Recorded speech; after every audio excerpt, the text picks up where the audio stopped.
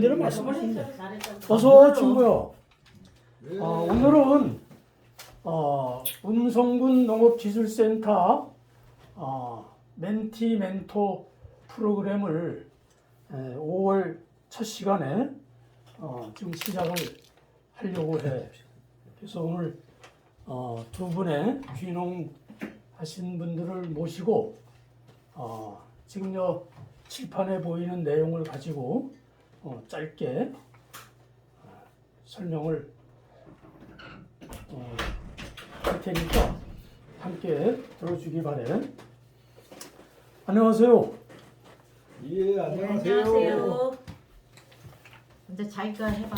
이제 난 내가 들어볼게. 간단히 저를 소개하겠습니다.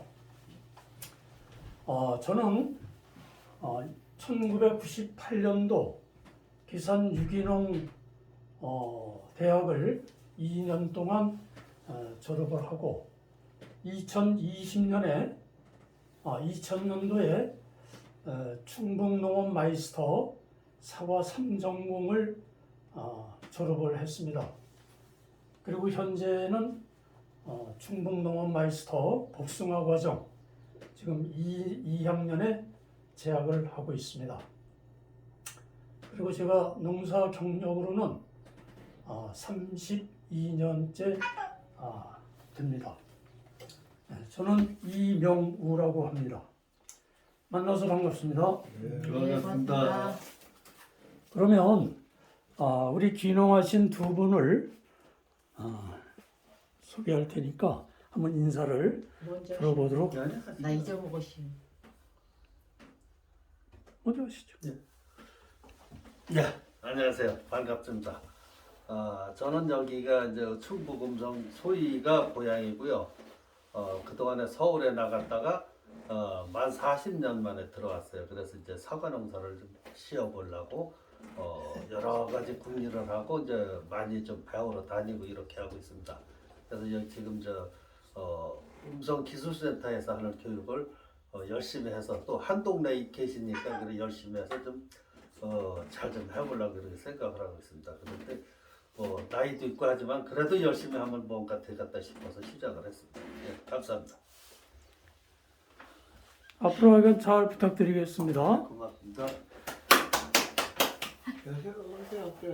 간단하게 해요, 내가. 저는요, 이제 저 수원에서 살다가 이제 이쪽으로 이제 귀농을 한 지 한 2년, 3년 차 들어옵니다. 근데 이제 너무 이런 그 과실에 대해서 아무것도 몰라서 이건 농업기술센터라는데 좋은 데를 이렇게 지금 저거를 받아가지고 그쪽에서 선택이 돼서 이렇게 회원으로서 지금 이거를 배우는데 너무 좋습니다. 그래서 참 다른 사람 못지않게 좋은 수학을 이렇게 우리 이명호 씨 같은 좋은 분을 만나서 이제 좋은 수학을 하고 싶습니다. 과실도 크고 맛있고 그렇게 해서 만들고 싶은데 이제 모르겠습니다. 이제 열심히 해볼 겁니다. 해보다 보면 이제 좋은 결과가 나오겠지요. 잘 부탁합니다. 예, 잘 될 겁니다. 자, 앉으시죠. 잊어먹으시오.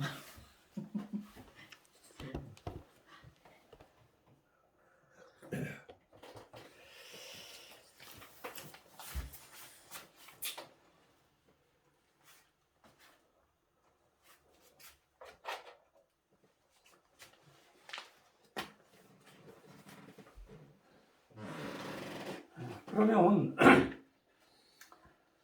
과수원 주요 작업에 대해서 제가 지금 이렇게 적어 놓다 보니까 14가지가 됩니다. 근데 이제 이 14가지의 작업을 얼마나 남들보다 성실하게 제때 하느냐에 따라서 이제 좋은 사과가 나올 수 있고 판매 수가도 높일 수 있다고 생각을 합니다. 여기서 어느 한 가지만 잘해가지고는 절대 좋은 사과가 나올 수 없습니다. 그래서 이제 맨 처음에 저장량분을 적었는데 그 사과 농사의 그 저장량분과의 상관관계에 대해서는 이론이 아주 많습니다. 이제 오늘 그 열매 속기를 할 건데 열매 속기까지의 전 과정이 결국은 저장 양분에 의해서 좌우된다고 생각하시면 됩니다. 이제 저장 양분에는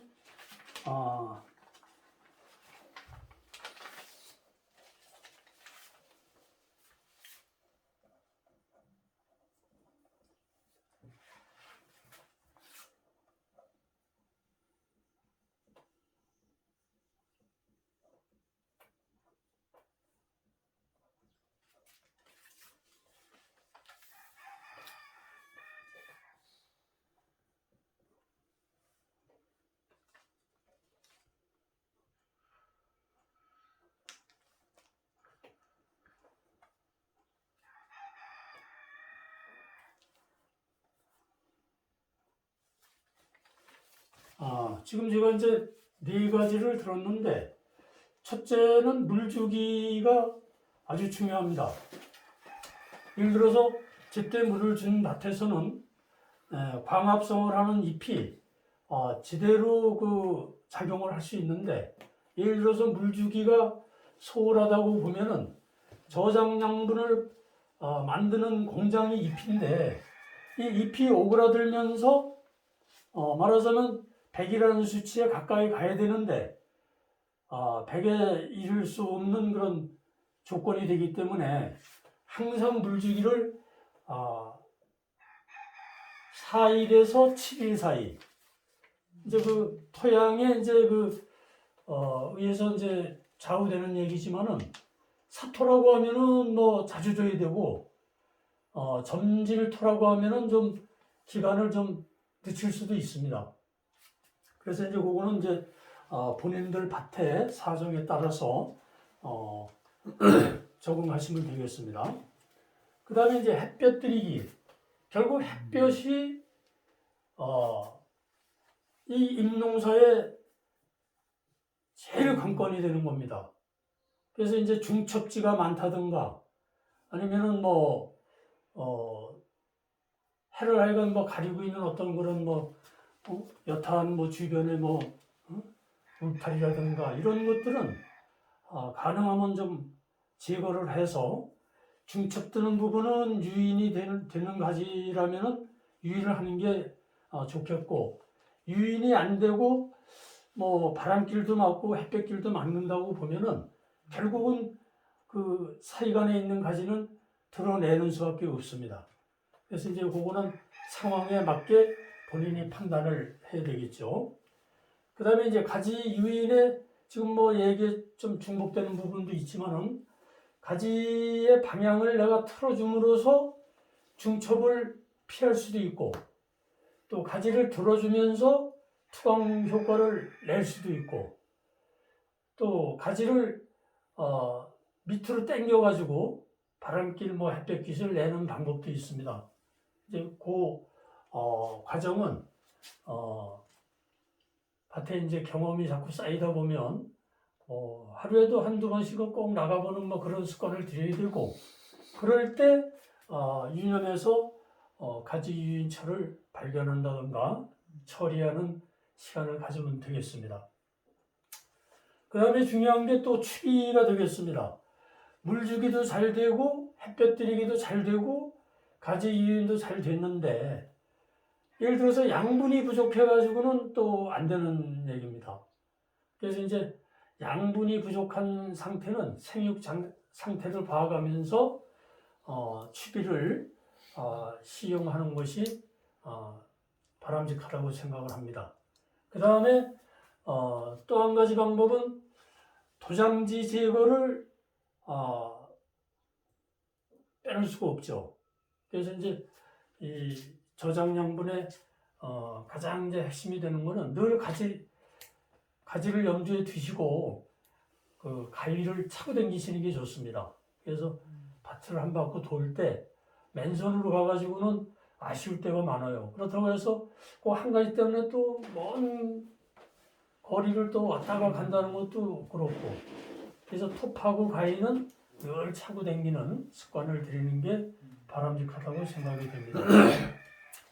그럼 왜 저장양분 만들기를 맨 1번 순위에 뒀나?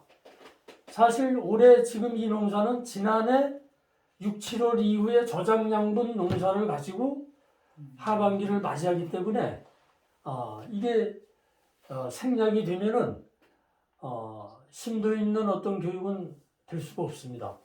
그러니까 올 6월달 이후는 사실상 내년도 농사의 시발점이라고 생각을 하시면 맞겠습니다. 여기에 뭐 질문이 있으신가요? 물을 오늘 물 설치가 안 돼 있으니까. 그래서 이 물 물 좀 설치는 그 이제 올 겨울에 이제 한번 해볼까 하고 그런데 설치를. 겨울까지 가시면 안 될 것 같아요. 그래요? 이 물이 얼마나 중요한가 하면은 과원을 예정지를 이제 선택을 했지 않습니까? 네. 그럼 물부터 파는 겁니다. 물이 나나 안 나나, 나면 얼마나 나나. 그래서 이제 그 물을 확보를 하지 않으면은 과수원은 사실은 어려움이 너무 많습니다. 이 소독량 물량은 뭐 얼마 안 되니까 조달이 가능하지만은 물을 좀 준다고 봤을 때에는 확보된 자기의 그 물이 없이는 농사가 제대로 안 된다고 저는 생각을 합니다. 그래서 지금 그거부터 깔아야 예, 되거든요. 관정에 대한 어떤 개념을 좀 바꾸셔가지고 봄에 해야지 가을에 한다는 건 제가 보기엔 이건 올 1년을 그냥 올 1년 농사를 좌우하는 거기 때문에 작업 순서를 좀 바꾸셨으면 하는 게 제 의견이네요. 자, 그 다음에 이제 두 번째 12. 12에는 이제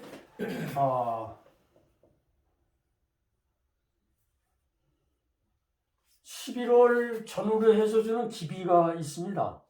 기비가 있고 또 지금서부터 줄 수 있는 추비가 있습니다.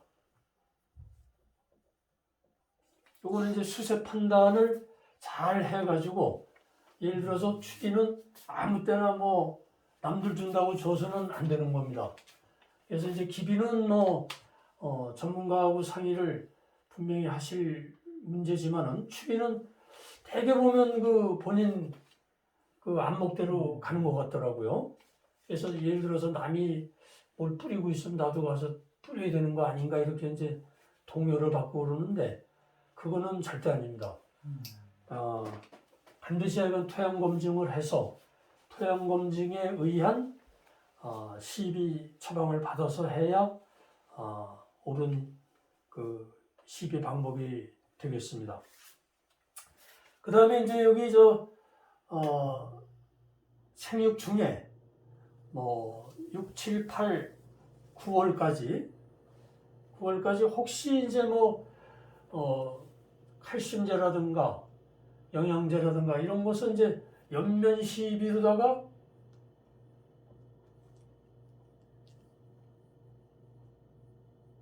할 수 있는데 요것도 사실은 이제 본인이 이제 그 안목을 넓혀가지고 나무의 수세를 읽을 수 있는 상태까지는 담당 하시는 농약 처방사하고 상의를 하시길 바랍니다. 그래서 이제 예를 들어서 수세가 아주 센 밭 같으면은 무시비도 가능합니다. 그 1년 내에 안 줘요 비료를? 네, 1년 내 전혀 안 주는 그런 밭도 제가 많이 봤습니다.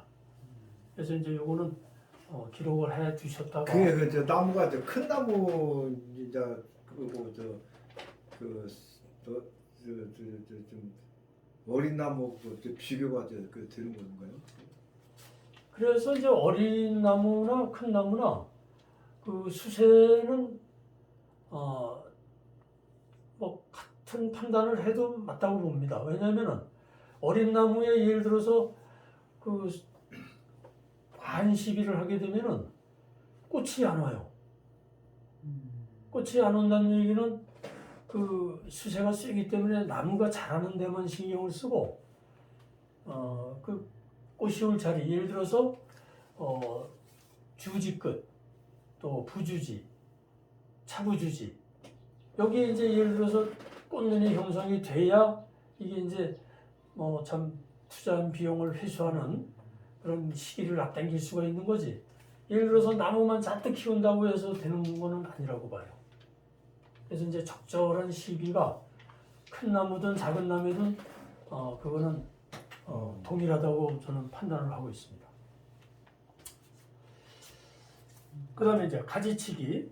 가지치기는 동계전정만을 생각해서는 안 됩니다. 이게 이제 하계전정이라는 게 있고, 요즘에도 많이 하더라고요. 그거. 지금도요? 그 다음에 이제 가을전정이라고 있어요. 네. 그 철이 없구만 이것도 전지하는 게. 그래서 이제 예를 들어서 하계전정과 가을전정이 잘 되어 있는 밭은 동계전정 할 게 없어요. 근데 방치됐던 밭이 이 두 가지를 방치를 해놓은 밭이 겨울에 한꺼번에 다 내는 겁니다. 그래서 나무는 있는 대로 스트레스를 받는 거죠. 그러니까 이제 부분적으로 손을 대는 거하고 전체를 톱이나 뭐 가위나를 들이대가지고 상처를 주기로 말하면은 나무 자체가 사실은 스트레스를 많이 받겠죠. 그래서 이제 농사를 잘 짓는 분들 밭을 가보면 하계전정이 필수고 가을전정도 뭐 무리하지 않는 선, 그러니까 주지에서 끝단은 안 만집니다. 주지 안쪽으로 있는 뭐 도장지라든가 이런 것들을 그러면 그때 햇빛도 지- 잘 들어오고 그런 그렇죠. 정도는. 이게 이제 가을 햇볕을 집어넣는 방법 중에 하나인데 이 두 가지를 하면은 동계전정이 사실은 많이 줄겠죠. 많이 줄어요. 아주 거의 뭐 그냥 넘어간다고 봐도 돼요. 그래서 이걸 분산시킬 필요가 있고 하계전정을 잘함으로써 이 햇볕 들이기, 저장양분 만드는 그 작업이 또 되는 겁니다. 그래서 이제 저장양분을 머리에 두시고 하계전정과 가을전정은 필히 하시는 게 유리할 거로 판단이 됩니다. 그 다음에 이제 열매속기. 이제 오늘 두 분을 모시고 제가 그 열매속기를 실습을 할 계획을 가지고 있는데요. 아까도 제가 여담 삼아 말씀드렸지만 열매속기의 가장 중요한 것은 물론 과일 열매속기의 방법도 되겠지만 제일 중요한 게 사다리 사고를 염두에 둬야 됩니다. 이제 우리가 뭐 연세가 거의 한 60을 넘어서 이렇게 참 농사에 귀농을 하셨기 때문에 여기서 이제 말하는 뭐 넘어지고 자빠지고 하는 정도는 그거는 뭐 크게 신경을 저는 안 쓰는데 사다리 사고만큼은 하여간 저는 신경을 많이 쓰고 있습니다. 아줌마들한테도 늘 하시는 분들이지만 사다리 조심해요가 아주 입에 올라가지고 뭐 하루에도 몇 번씩 합니다. 이제 제 밭이 또 이렇게 평밭이 아니라 이걸 이렇게 가운데를 도달하는 밭이 돼가지고 이쪽에서 사다리를 앞다리를 넣다 보면은 이렇게 꽂히네. 이 부분에는 꽂히는데 이 부분 같으면 미끄러져요. 그렇지죠. 예. 이럴 때는 반드시 앞에 사람을 보내가지고 발을 밟고 있으라고 하던가 밟아달라고 하던가 이제 이런 방법을 쓰고 있는데 여튼 열매 속기에 제일 먼저 마음으로 하여간 다짐을 해야 될 게 속도나 뭐 이런 데 팔리다 보면은 이걸 소홀히 하는데 하여간 사다리 놓는 거를 하여간 최우선 안전 위주로 해주시길 당부드립니다. 지금 연세 있으셔가지고 한 4칸이나 5칸쯤에서 떨어지기를 말하면은 진짜 용서가 없어요. 인생이 바뀌는 문제가 생기기 때문에 이거는 아주 특별히 참 당부를 더 드립니다. 열매 속기 시기는 저 같은 경우는 지난 4월 28일부터 했습니다. 그러니까 뭐 아주 늦출 수 있는 데까지 늦추는 상황도 이제 설명을 드리겠지만 아주 서둘러서 해야 되는 게 이 열매 쏟기입니다. 가능하면 빨리 섞어낼수록 이 저장약물을 알뜰히 효율적으로 쓰는 그 방법이기 때문에 열매 쏟기를 늦춰가지고는 대과 생산에 좀 지장을 받습니다. 그래서 대과 생산을 우리가 염두에 둔다고 하면은 열매 쏟기는 빠른 시일 내에 4월 뭐 중순이면 아마 거의 저 같은 경우는 꽂는 땅에서부터 계속 이어서 했기 때문에 4월 한 28일 되니까 알갱이가 커져 있어요. 성냥개피 알 굵기 정도 되더라고요. 나 그때부터 이제 시작을 한 거거든요. 두뇌고 시작을 하다 이제 며칠 전에 이제 아줌마들이 오셔가지고 이제 제 꽃적과를 하다 보니까 이제 본 적과가 됐어요. 그런데 이제 제가 두 분께는 지난번에 그 꽃을 건드리지 말라고 했을 거예요. 이제 그런 경우는 무슨 경우인가 하면은 수세가 세거나 이런 밭은 거름을 많이 줬거나 뭐 이렇게 된 밭은 이 알을 굽는 것도 한 방법이에요. 수세를 빼는. 그래서 이제 제가 건들지 말라고 말씀을 드린 거예요. 근데 그렇지 않고 정상적인 수세라고 하면은 아주 조기에 적과를 하는 게 옳은 방법이 되겠죠. 지금도 피고 있어. 꽃들이 지랄이요. 근데 거기는 지금 저 지역적으로 여기하고 추워요? 좀 다른 것 같아요. 거기가 바람이 세요. 추워. 예. 그 한에서 올라가는 그 냉한 바람이 그리 가더라고요. 그 바람이 엄청 세요 거기가. 이제 그리고 이제 꽃피는 거 지금 그리고 인제도 피는 게 있다니까. 남들은 다 맺는다고. 적과 예. 그다 소용 이거 나.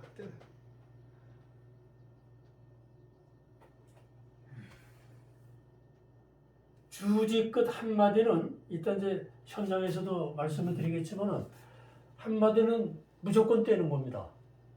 그리고 이제 주지가 이제 이렇게 돼 있을 때 여기가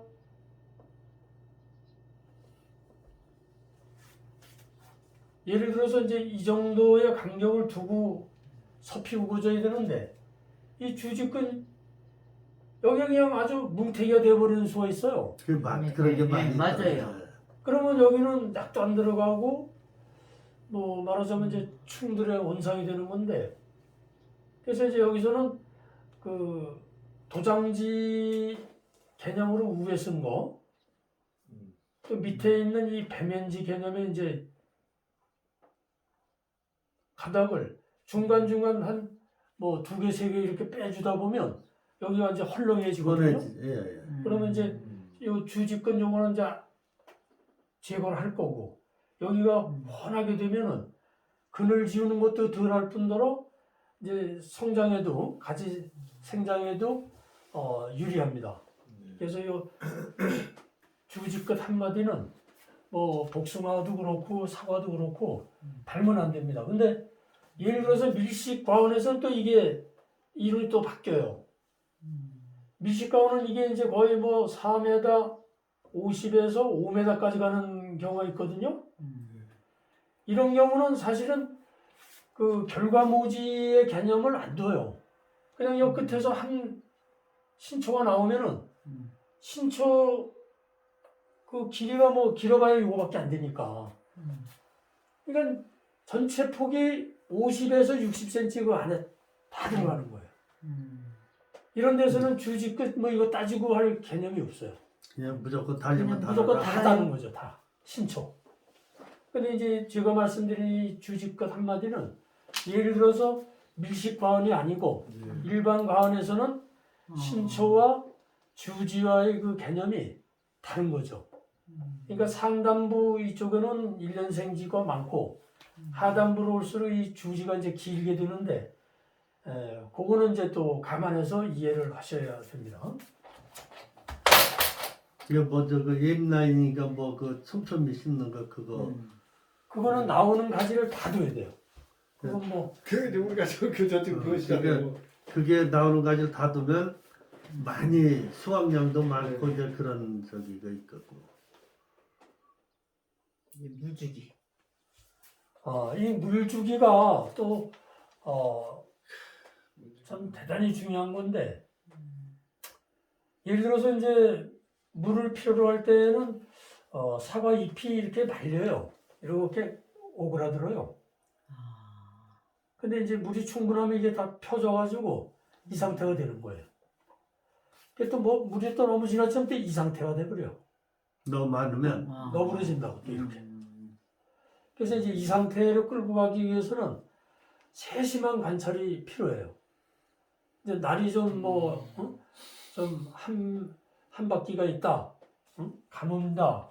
이제 그럴 때 밭을 돌아보실 때에는 잎을 먼저 보시기를 난 바래요. 그래서 이제 그 체감이 돼서 물을 줘야 되겠다. 그렇게 되면 이제 점점 그 관수를 시작을 하는데 저 같은 경우는 이 단추가 이게 50cm예요. 그 구멍이 예. 여기 이제 구멍이 2개씩 이렇게 돼 있어가지고 이거를 제가 땅을 파고서는 이제 물그릇을 갖다 받아보니까 1시간에 2리터가 떨어져요. 하지 않아요. 1시간에. 그래서 저는 이제 최종적으로 물 주는 그 양을 선택할 때 요 지점을 파요. 요게 25cm예요. 네, 중간을 파니까. 네. 그래서 여기서 깊이는 20cm. 이제 이놈이 물이 떨어지면 이렇게 떨어질 거 아니에요?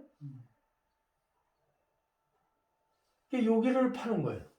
여기에 수분이 우리가 송편을 빚을 때 여기 딱 뭉쳐지는 거, 조금 진 듯하게 뭉쳐지는 그 상태면은 아주 굿이에요. 여기 파면 당연히 이건 질축 할 테고. 근데 여기서 딱 뭉쳤는데 흐트러진다. 그럼 물을 더 줘야 된다는 얘기예요. 흙이 손으로 뭉쳐서 동그랗게 뭉쳐져서 뭉쳐져야만 저거지. 예, 그냥 흐트러지면은 물을 더 줘야 된다는 판단을 하고 요게 딱 제가 아는 그 수분, 그러니까 뭉쳐지는데 좀 수분기가 좀 있어 라고 할 때까지 물을 주는데 저는 하루에 3번도 줄 때가 있고 이 상태가 안 되면 계속 줘야 되는 거예요. 그러니까 뭉쳐봐서 안 됐을 때 하루에 몇 번이라도 줘라. 따지지 말고 줘야 돼요. 저희는 이제 그 점질토가 돼가지고 물 배수가 잘 안 되거든요. 이 상태에서 20cm면은 제가 확연히 느낄 수가 있어요. 저는 이제 그런 방식을 하는데 여튼 사장님도 하여간 마음 졸이지 마시고 아주 6월 전에 기왕이 하실 거면은 호수 정리를 해서 모다 설치를 하는 거를 권장드리겠습니다. 그러면 그거 50cm 간격으로 구멍이 뚫려시면 전체 그 사과나무 줄을 맞춰서 같이 펴야 되잖아요. 그래서 3m로 제가 계산을 해보니까 나무와 나무 사이가 3m라고 봤을 때 6개. 6개예요. 6개면은 한 번 돌릴 때 거의 6, 12. 그러니까 밭 전체가 습기가 맞게끔 줘라. 그렇죠. 사과나무 밑에만 주는 게 아니라 전체를. 그래서 이제 요 물량을 줄 때 이거 맞나? 6리터, 그렇죠. 12리터 맞죠? 요 호수를 사과나무가 이렇게 있잖아요. 그럼 사과나무가 나무 근처에 그 실뿌리가 있는 게 아니에요. 그렇죠. 이거는 유지하는 그 원뿌리가 되는 거고 실제 뿌리는 이 가지 끝에 있어요. 그러니까 이런 식으로 심겼다고 보면 나무에 가지 끝이 이렇게 돼 있다고 하면 여기가 물줄 자리예요. 여기가.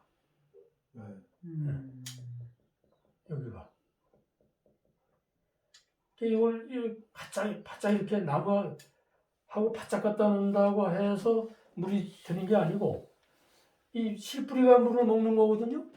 그러니까 실뿌리 위치가 최소 한 1m 50 예.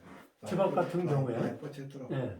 그래서 사방으로 보면 한 3m 되는 경우인데 그렇게 개념을 잡고 그 호수를 깔아야 될 거예요. 이제 지금 저 서복수 사장님 댁에는 그 심겨 있는 그 저기가 아주 초밀식은 아니지만 밀식으로 되어 있기 때문에 1m 정도의 폭으로 까시면 맞을 것 같아요. 그냥 사과나무에서 1m 띄워서 그래서 이제 그건 뭐 이렇게 넣다가 뺐다가 할 수가 있는 거거든요. 그러니까 겉에 있으니까. 네. 예. 그래서 이제 뿌리가 지금 뭐 한 자밖에 안 나가 있다. 그러면 한 자부터 시작을 해가지고 그 다음에 조금 늘 밖으로 내고 그 다음에 또 밖으로 내고 해서 1m 정도를 보고 나중에 이제 까신다고 보면은 그러면 사과나무 한 줄에 양쪽으로 두 줄을 펴야 돼요. 호수를 한 줄만 펴요. 한 줄 펴가지고는 이목기 때는 가능한데 크면 안 된다. 크면은 안 되더라고. 두 줄을 펴야 되는 호수를. 네, 두 줄은 펴야 돼요. 그래서 이제 그럼 물주위에 아예 처음부터 두 줄을 해요. 그러면 애기래도 예. 응? 이제 앞을 볼 경우로 그래 그렇게- 그걸 쓰지 그래서. 그렇게 큰 공사가 과수원 개원 이후에 별로 없어요. 그게 제일 큰 공사가 될 거예요. 그거를 또 나눠서 하는 방법도 있긴 한데 신경 쓸 때 한꺼번에 하는 게 그렇죠. 한꺼번에 해버려요. 좋을 것 같은데 모르겠어요. 한번 상의를 한번 해보세요. 그래서 이제 물주기 이 시기가 또 중요한데 제일 물이 많이 필요한 데가 개화기예요. 개화기. 그러니까 이제 꽃이 막 필락 말락 할 때 이제 그때가 이제 사실은 물을 제일 필요로 한 때인데 이때는 하여간 신경을 하여간 바짝 써가지고 이 시기를 놓치면 그만 세포수가 줄어들어요. 대과가 나올 수가 없어. 이제 새순 쪽으로도 양분이 가야 되고 꽃으로도 가야 되고 하여간 이 저장 양분이 분산이 돼야 되는데 수분이 없이는 그 거름을 우리가 줬어도 거름조차도 수분에 의해서 이동을 하는데 나무에 있다고 해서 그게 또 아니냐면 그건 아니거든요. 그래서 나무에서도 수분기가 있을 때 이동이 용이하기 때문에 개화기 때 하여간 물 주는 거는 아주 그 신경을 많이 쓰셔야 됩니다. 그 다음에 이제 비대기. 세포가 분열이 돼서 클 적에. 아주 막 크고 싶은 과일이 막 주렁주렁 달렸어요. 근데 이때 또 물을 안 주면 이놈이 쭈그러들진 않겠지만은 더 이 확산해서 이제 비대에는 지장이 있다 이래 보는 거예요. 그래서 이제 비대기 때 반드시 물을 아까 말씀드린 그런 논리로다가 토양도 살피고 잎도 봐가면서 이 비대기를 과일을 키우는 어떤 그런 시기로다가 하려면 물주기를 신경을 쓰셔야 됩니다.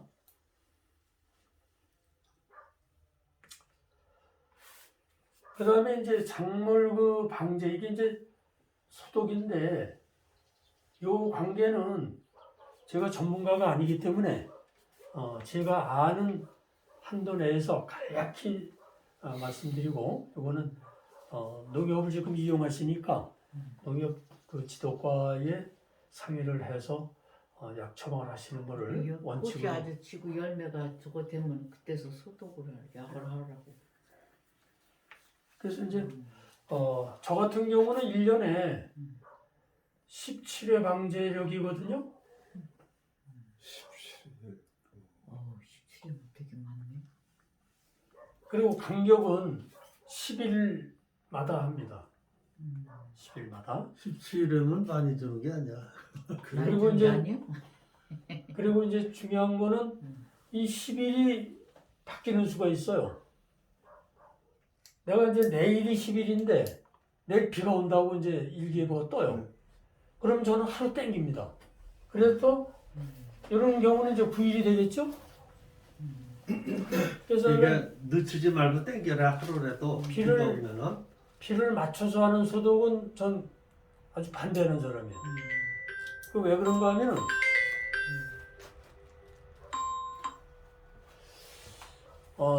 이 비에는 이제 물론 질소기도 있지만은 뭐 하여간 이름도 알 수 없는 하여간 그 균이 함께 내린다고 보면 돼요. 그게 이제 예를 들어서 하여간 뭐 우리가 소독을 한다고 했을 때 우리가 골고루 다 맞출 수는 없거든요. 소독을 아무리 잘한다고 해도 내가 보기엔 80% 맞추기가 힘들어요. 나뭇잎 총량의 80%.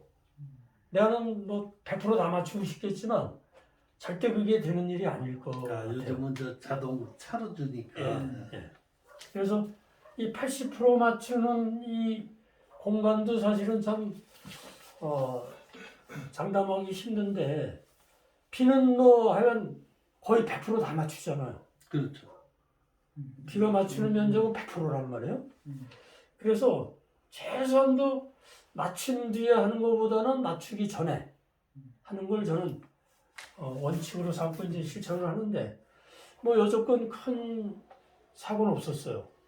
그래서 이제 두 분도 이 점을 염두에 두시고 비 안 맞추고 소독하는 거를 한번 해보시면은 크게 잘못되지 않을 것 같아요. 그 다음에 이제 받침대 고이기. 요거는 이제, 지금 뭐 고임대가 사장님 댁에 다 돼 있기 때문에 요거는 뭐 굳이 크게 신경 쓰실 일은 없을 것 같아. 네. 저 같은 경우는 이제 태풍이 온다든가 여름철 비가 많이 온다든가 하면은 고임대를 고이거든요.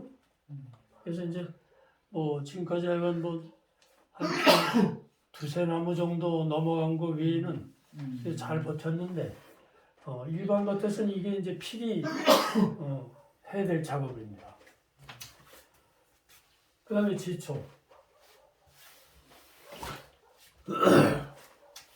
지초는 저는 이제 1년에 4회를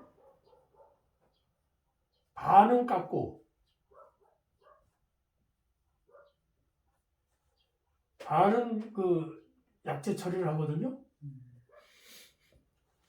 이제 약재하는 거는 수관 하부 나무 밑에만 이제 약재를 치고 헛골은 제가 풀 깎는 기계가 있어요. 관리기에 이제 달아서 쓰는 건데 그걸로 연 4회를 깎고 있습니다. 그래서 이제 수관 하부의 약재를 하다 보니까 뭐 장점도 있고 단점도 있는데 저 같은 경우는 아직 응애를 한 번도 안 먹여봤어요. 그래서 이제 크로바를 그 가운데 키우니까 응애가 다 거기서 노는 것 같아. 크로바를 심었어요? 예. 크로바를 하여간 응애가 좋아하는 건지 하여간 한 번도 아직 뭐 응애 때문에 뭐 이파리를 떨군다든지 누렇게 만든다든지 그런 일은 없었어요. 그럼 일부러 저 크로버는 뽑지 말아야 되겠네. 그러니까 이제 그 나무 스폭 안에는 뽑으시되 헛골에는 막 헛골에는 헛골에는 그냥 놔두라 이거죠. 놔두라는 얘기죠. 난 그냥 다 치. 그러면 이제 깎아서 흙도 안 파이고 그렇게 하라는 얘기고.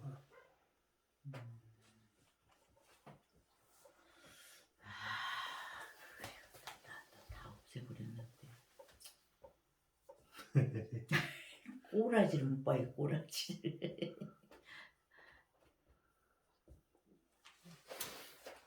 이제 수확은 각자 이제 밭에서 심어놓은 대로 이제 하는 상황이 돼서 여기 이제 해당이 되는 부분도 있고 안 되는 부분도 있을 것 같은데 수확을 하여간 시기가 무지 중요합니다. 시기. 예를 들어서 이제 부사의 예를 들자면 내년도 4월까지 저장을 해놓을 과일이라면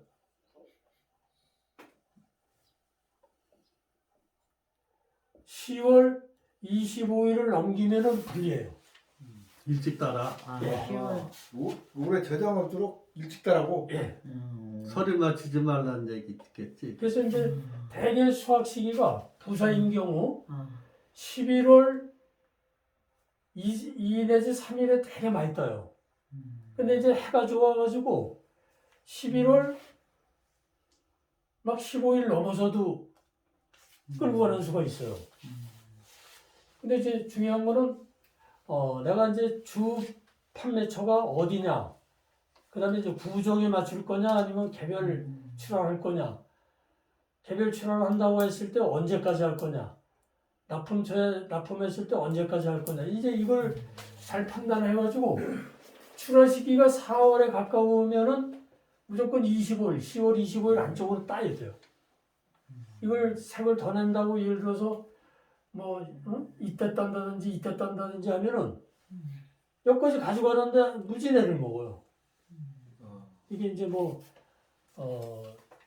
과육 상태가 그냥 동일해야 되는데 예를 들어서 뭐 깔이 좀 더 난 거는 뭐 먼저 푸석거린다든지 이러면은 팔아먹는데 애를 먹으니까 예를 들어서 구정에 출하한다 하면은 저는 이 날짜를 택할 것 같아요. 11월 2일이나 3일. 근데 이때 이제 또 문제가 뭔가 하면 기후가 또 되게 날씨가. 신경을 많이 써야 되는 때예요. 막 언제 한 해는 사과밭 전체를 얽은 사람을 제가 봤거든요. 근데 이제 그 뭐 나중에 얘기를 들어보니까 금감면 그 마사리 일대가 사과 얽은 사람들 차가 그냥 나름이 서가지고 교통에 지장을 받을 정도였다는 얘기도 들은 적이 있습니다. 그래서 이제 아주 뭐 가을 해가 좋다고 너무 이렇게 욕심을 부리다 보면은 그러한 피해도 볼 수 있기 때문에 이런 거는 시기 선택을 아주 잘 해야 될 걸로 판단이 됩니다.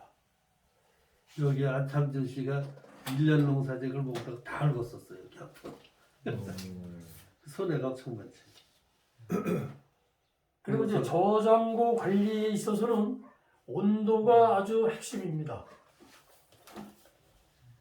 그래서 이제 저 같은 경우는 0도를 맞춰서 쓰는데 어떤 사람은 마이너스 1도도 넣는 사람이 있고 어떤 사람은 뭐 2도 플러스 2도에다가 맞춰서 쓰는 사람도 있어요. 근데 저는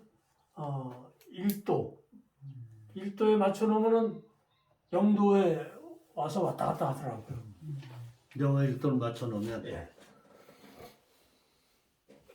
그 다음에 이제 습도가 또 중요한데 습도는 가능하면 98%를 목표로 100%까지는 뭐 힘드는 거고 98%를 목표로 삼아도 98%를 도저히 갈 수가 없어요.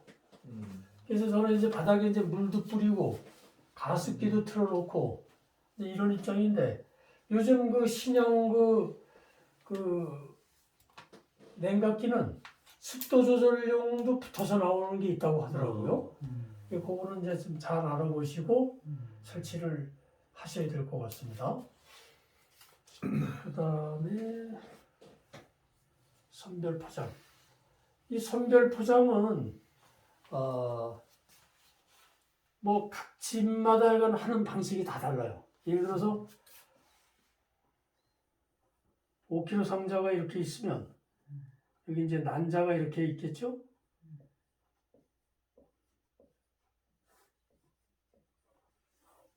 근데 이제 꼭지를 이쪽 방향으로 놓는 사람도 있고 이렇게.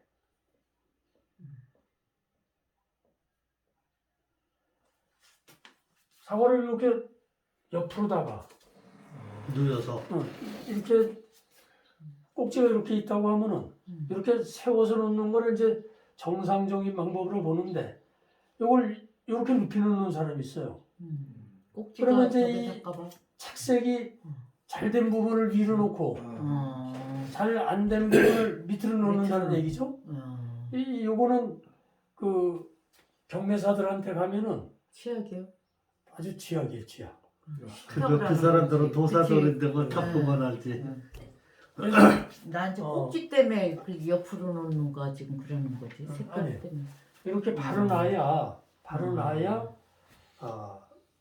이제 말하자면 이제 경매사들이 이걸 돈을 더 주지. 예를 들어서 이렇게 이제 푸른 부분을 빨간 부분하고 뒤집어 놓으면은 이거는 좋은 방법이 아니에요. 이제 이런 것부터 또 뭐 아주 막 반질반질하게 닦아서 올리는 사람도 있어요. 그다음에 이제 약흔을 또 이제 이 꼭지 부분에 이렇게 보면은 여기 약흔이 이렇게 있거든요. 허옇게. 또 그걸 또 일부러 다 닦아서 내는 사람도 있어요. 그 말은 그렇대. 그래서 이제 뭐 이제 하시다 보면은 이제 여러 가지 이제 방법이 이제 눈에 들어올 텐데 여튼 이제 그때마다 제가 좀 일러드리는 걸로 하고 그다음에 이제 준비물을 간단히 적을게요. 박스, 난자, 테이프, 패드, 펜캡,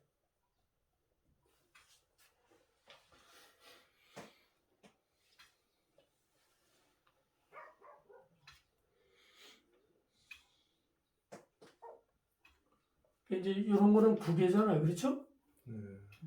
이제 숫자 2가 또 붙어야 돼. 이 옆에 가면은 여기 이제 이렇게 이제 품질 표시하는 데가 있어요. 거기 이제 숫자가 들어가기 때문에 숫자도 있어야 되고,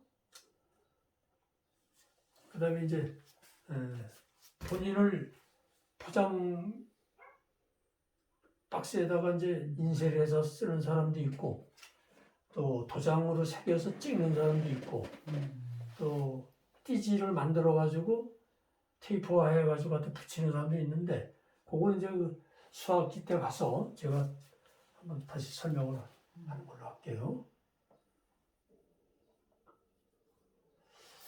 그 다음에 이제 출하. 이게 또 무지 중요한 얘기인데, 일단 일반적인 출하는 경매죠. 그렇죠? 경매 쪽으로 가는 거고, 지금은 이제 또 개별 출하가 또 많아요. 지인들을 통해 가지고 내 사과가 이제 한번 팔려 나가잖아요. 입소문을 달면은 이 개별 판매도 무시 못해요. 물론 힘은 들어. 이걸 이제 우체국이든 뭐 이제 이런 데 갖다 주소 좀 이렇게 써가지고 이제 갖다 붙이고 한다는 게 쉬운 일은 아니더라고요. 근데 이 양도 이거 무시 못하기 때문에 이것도 신경을 써야 될 거예요. 그 다음에 이제 뭐 가판이라고 해서 뭐 큰 길가에 갖다 놓고서는 이제 파는 그런 방법도 있고, 이게 이제 뭐 소수죠, 이거는. 뭐 다 그런 건 아니기 때문에. 그래서 이제 농사를 한만 잘 지어도 이 출하를 잘못하면은 그만 허당이거든요. 예를 들어서 뭐 돈도 잘 안 주는 데다 대고 자꾸 경매를 올린다든지, 상회를 바꿔볼 필요가 있는데 한 군데만 계속 준다든지, 그건 아니거든요.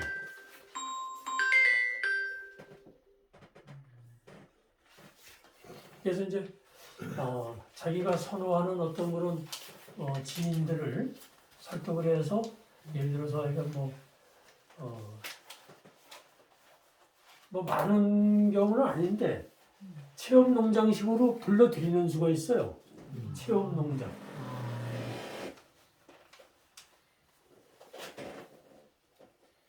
그래서 이제 체험 농장도 가보면 하여간 따가지고 갈 때에 자기가 딴 과일을 주머니를 다 이렇게 줘요.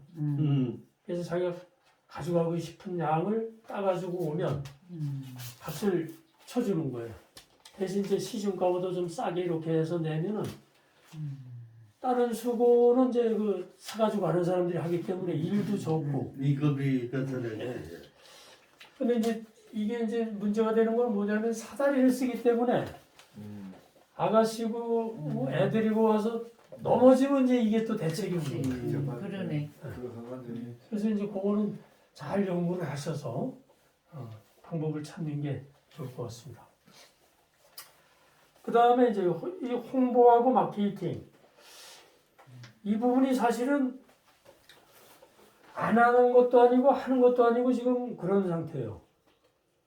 자기 나름대로는 뭐 박스에다가 이제 그 남들 안 쓰는 어떤 박스를 쓴다든가 이거 다 홍보잖아요, 그렇죠? 근데 그렇다고 해서 또 뭐 저기 뭐 홍보물을 만들어서 돌리느냐 그거는 아니란 말이에요. 그래서 이제 이 홍보하고 마케팅이 사실은 제일 중요한 건데